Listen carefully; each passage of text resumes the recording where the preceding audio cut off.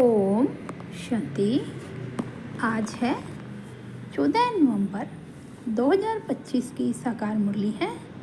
बाबा बोले, मीठे बच्चे, ऊंचते ऊंच पद पाना है तो याद की यात्रा में मस्त रहो।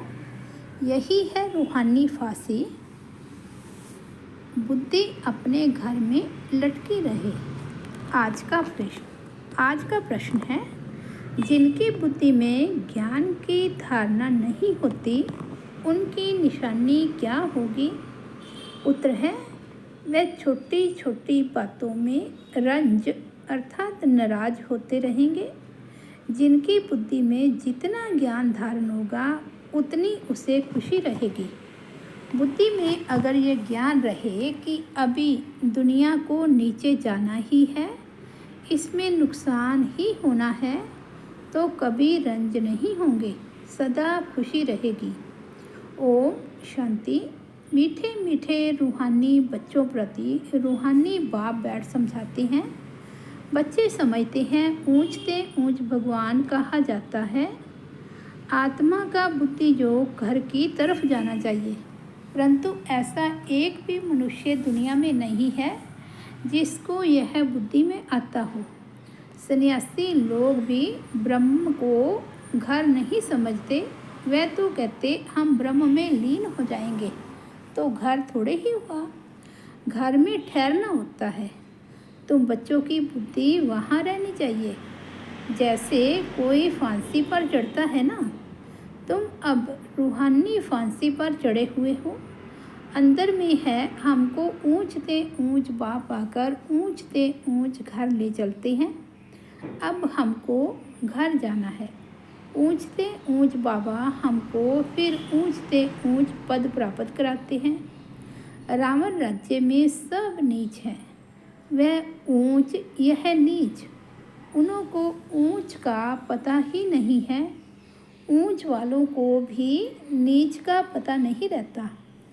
अभी तुम समझते हो ऊंचते ऊंच एक भगवान को ही कहा जाता है। बुद्धि ऊपर में चली जाती है, वह है ही परम धाम में रहने वाला। यह कोई भी नहीं जानते।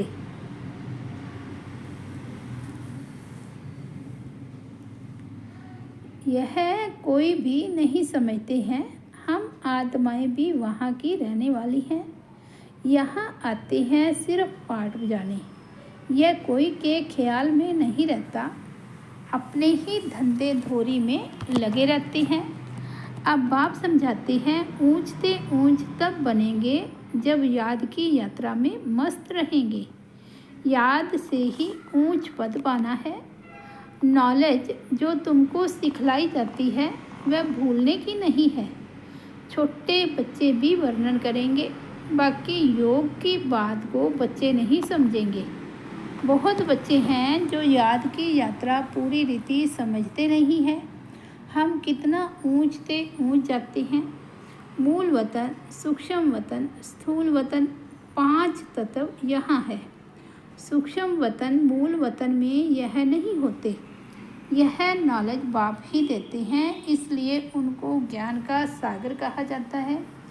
मनुष्य समझते हैं बहुत शास्त्र आदि पढ़ना ही ज्ञान है।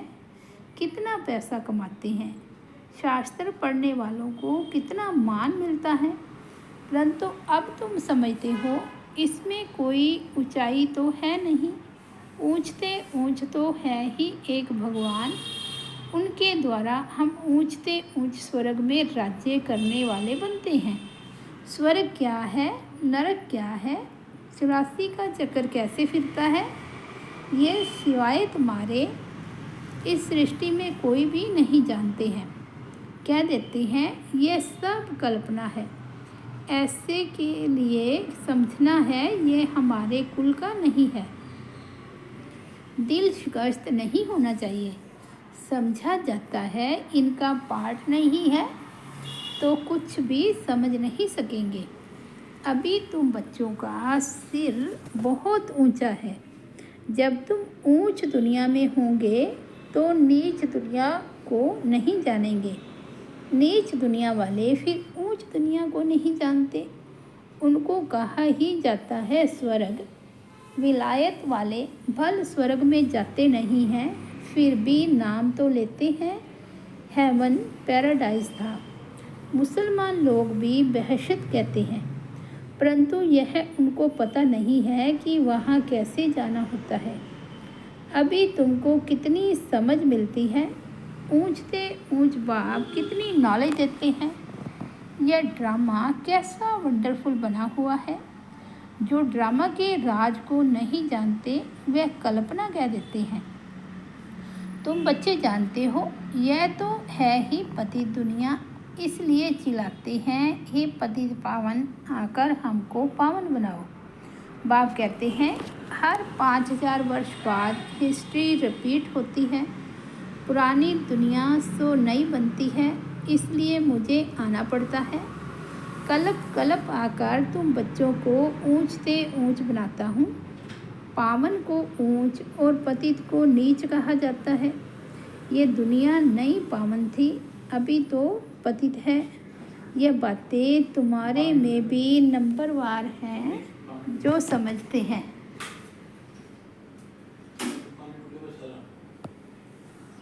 जिनकी बुद्धि में ये बातें रहती है वह सदा खुश रहते हैं। बुद्धि में नहीं है तो कोई ने कुछ कहा, कुछ नुकसान हुआ तो रंज हो जाते हैं। बाबा कहते हैं अब इस नीच दुनिया का अंत आना है। यह है पुरानी दुनिया। मनुष्य कितना नीच बन जाते हैं, परंतु यह कोई समझते थोड़े ही हैं कि हम नीच हैं। भगत लोग हमेशा सिर झुकाते हैं। नीच के आगे सिर झुकाना थोड़े ही होता है, पवित्र के आगे सिर झुकाना होता है। सतयुग में कभी ऐसा नहीं होता, भगत लोग ही ऐसा करते हैं। बाप तो ऐसा नहीं कहते सिर झुकाकर चलो, नहीं, यह तो पढ़ाई है। गॉड फादरली यूनिवर्सिटी में तुम पढ़ रहे हो तो कितना नशा रहना चाहिए। ऐसे नहीं सिर्फ यूनिवर्सिटी में नशा रहे, घर में उतर जाए। घर में नशा रहना चाहिए। यहाँ तो तुम बच्चे जानते हो शिव बाबा हमको पढ़ाते हैं। यह तो कहते हैं कि मैं थोड़े ही ज्ञान सागर हूँ। यह बाबा भी ज्ञान का सागर नहीं है। सागर से नदी निकलती है ना। सागर तो एक है, ब्रह्मपुत्रा सबसे बड़ी नदी। बहुत बड़े स्टीमर्स आते हैं। नदियाँ तो बाहर भी बहुत हैं। पतित पावनी गंगा यह सिर्फ यहाँ ही कहते हैं, बाहर में कोई भी नदी को ऐसे नहीं कहेंगे। पतित पावनी नदी है, फिर तो गुरु की कोई दरकार नहीं। नदियों में तालाब में कितना भटकते हैं।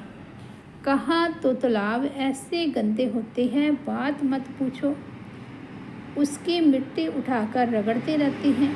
अब बुद्धि में आया है ये सब नीचे उतरने के रास्ते हैं। वो लोग कितना प्रेम से जाते हैं। अब तुम समझते हो कि इस ज्ञान से हमारी आंखें ही खुल गई। तुम्हारी ज्ञान की तीसरी आंख खुली है। आत्मा को तीसरा नेत्र मिलता है, इसलिए त्रिकालदर्शी कहते हैं। तीनों कालों का ज्ञान आत्मा में आता है। आत्मा तो बिंदी है, उसमें नेत्र कैसे होगा। ये सब समझने की बातें हैं। ज्ञान के तीसरे नेत्र से तुम त्रिकालदर्शी त्रिलोकी नाथ बनते हो। नास्तिक से आस्तिक बन जाते हो। आगे तुम रचयिता और रचना के आदि मध्य अंत को नहीं जानते थे। अभी बाप द्वारा रचना के आदि मध्य अंत को जानने से तुमको वर्षा मिल रहा है। यह नॉलेज है ना। हिस्ट्री ज्योग्राफी भी है, हिसाब किताब है ना। अच्छा, तीखा बच्चा हो तो हिसाब करे हम कितने जन्म लेते हैं, इस हिसाब से और धर्म वालों के कितने जन्म होंगे। परंतु बाप कहते हैं इन सब बातों में जास्ती माथा मारने की दरकार नहीं है, टाइम वेस्ट हो जाएगा। यहाँ तो सब भूलना है, ये सुनाने की दरकार नहीं। तुम तो रचता बाप की पहचान देते हो जिसको कोई जानते नहीं। शिव बाबा भारत में ही आते हैं, ज़रूर कुछ करके जाते हैं, तब तो जयंती मनाते हैं ना। गांधी अथवा कोई साधु आदि होकर गए हैं, उन्हों के स्टैंप बनाते रहते हैं, फैमिली प्लानिंग के स्टैंप बनाते हैं। अभी तुमको तो नशा है, हम तो पांडव गवर्नमेंट हैं, ऑलमाइटी बाबा की गवर्नमेंट है। तुम्हारा यह कॉट ऑफ आर्म्स है और कोई इस कॉट ऑफ आर्म्स को जानते ही नहीं है। तुम समझते हो कि विनाश काले प्रीत बुद्धि हमारी ही है। बाप को हम बहुत याद करते हैं। बाप को याद करते करते प्रेम में आंसू आ जाते हैं। बाबा, आप हमें आधा कल्प के लिए सब दुखों से दूर कर देते हो और कोई गुरु व मित्र संबंधी आदि किसको भी याद करने की दरकार नहीं। एक बाप को ही याद करो। सवेरे का टाइम बहुत अच्छा है। बाबा, आपकी तो बड़ी कमाल है। हर 5000 वर्ष बाद हमें आप जगाते हो। सभी मनुष्य मात्र कुंभकर्ण की आसुरी नींद में सोए हुए हैं, अर्थात अज्ञान अंधेरे में है। अभी तुम समझते हो भारत का प्राचीन योग तो यह है। बाकी जो भी इतने हठ योग आदि सिखलाते हैं वह सभी है एक्सरसाइज, शरीर को तंदुरुस्त रखने के लिए। अभी तुम्हारी बुद्धि में सारा ज्ञान है तो खुशी रहती है। यहाँ आते हो, समझते हो बाबा रिफ्रेश करते हैं। कोई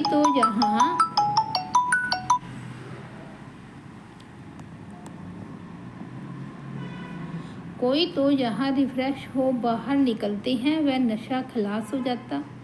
नंबर वार तो है ना। बाबा समझाते हैं, ये है पति दुनिया। बुलाते भी हैं, हे पतित पावन आओ, परंतु अपने को पतित समझते थोड़े ही हैं। इसलिए पाप धोने जाते हैं, लेकिन शरीर को थोड़े ही पाप लगता है। बाप तो आकर तुम्हें पावन बनाते हैं और कहते हैं मामेकम याद करो तो तुम्हारे विक्रम विनाश होंगे। यह ज्ञान अभी तुमको मिला है। भारत स्वर्ग था, अभी नरक है। तुम बच्चे तो अभी संगम पर हो। कोई विकार में गिरते हैं तो फेल होते हैं, तो जैसे नरक में जाकर गिर पड़ते हैं, 5 मंजिल से गिर पड़ती हैं, फिर 100 गुना सज़ा खानी पड़ती है। तो बाप समझाते हैं कि भारत कितना ऊंच था, अब कितना नीच है। अब तुम कितना समझदार बनते हो। मनुष्य तो कितने बेसमझ हैं। बाबा तुमको यहाँ कितना नशा चढ़ाते हैं, फिर बाहर निकलने का नशा कम हो जाता है, खुशी उड़ जाती है। स्टूडेंट कोई बड़ा इम्तिहान पास करते हैं तो कभी नशा कम होता है क्या? पढ़कर पास होते हैं, फिर क्या क्या बन जाते हैं। अभी देखो दुनिया का क्या हाल है। तुमको ऊंच से ऊंच बाप आकर पढ़ाते हैं, सो भी है निराकार। तुम आत्माएं भी निराकार हो। यहाँ पाठ बजाने आई हो। यह ड्रामा का राज बाप ही आकर समझाती है। इस सृष्टि चक्र को ड्रामा भी कहा जाता है। उस नाटक में तो कोई बीमार पड़ते हैं तो निकल जाते हैं। ये है बेहद का नाटक। यथार्थ रीति तुम बच्चों की बुद्धि में है। तुम जानते हो हम यहाँ पार्ट बजाने के लिए आते हैं। हम बेहद के एक्टर्स हैं। यहाँ शरीर लेकर पार्ट बजाते हैं। बाबा आया हुआ है, ये सब बुद्धि में होना चाहिए। बेहद का ड्रामा कितना बुद्धि में रहना चाहिए। बेहद विश्व की बादशाही मिलती है तो उसके लिए पुरुषार्थ भी ऐसा अच्छा करना चाहिए ना। गृहस्थ व्यवहार में भी भल रहो, परंतु पवित्र बनो। विलायत में ऐसे बहुत हैं, जब बूढ़े होते हैं तो फिर कंपेनियनशिप के लिए शादी करते हैं, संभालने के लिए फिर विल करते हैं, कुछ उनको कुछ चैरिटी को। विकार की बात ही नहीं रहती। आशिक माशुक भी विकार के लिए फिदा नहीं होते हैं। जिस्म का सिर्फ प्यार रहता है। तुम हो रूहानी आशिक। एक माशूक को याद करते हो। सब आशिकों का एक माशूक है, सभी एक को ही याद करते हैं। वह कितना शोभनिक है। आत्मा गोरी है ना, वह है एवर गोरा। तुम तो सावरे बन गए हो, तुमको वह सावरे से गोरा बनाते हैं। यह तुम जानते हो कि बाप हमें गोरा बनाते हैं। यहाँ बहुत हैं जो पता नहीं किस किस ख्यालात में बैठे रहते हैं। स्कूल में ऐसे होता है, बैठे बैठे कहाँ बुद्धि बाइस्कोप तरफ, मित्रों दोस्तों आदि तरफ चली जाती है। सत्संग में भी ऐसे होता है, यहाँ भी ऐसे है। बुद्धि में नहीं बैठता तो नशा ही नहीं चढ़ता, धारणा ही नहीं होती जो औरों को कराए। बहुत बच्चियाँ आती हैं जिनकी दिल होती है सर्विस में कहाँ लग जाएं, परंतु छोटे छोटे बच्चे हैं। बाबा कहते हैं बच्चों को संभालने के लिए कोई माई को रख दो, यह तो बहुतों का कल्याण करेगी। होशियार हैं तो क्यों नहीं रूहानी सर्विस में लग जाएं। 5-6 बच्चों को संभालने के लिए कोई माई को रख दो। इन माताओं की अब बारी है ना, नशा बहुत रहना चाहिए। आगे होगा पुरुष देखेंगे कि हमारी स्त्री ने तो सन्यासियों को भी जीत लिया है। यह माताएं लौकिक पारलौकिक का नाम बाला करके दिखाएंगी।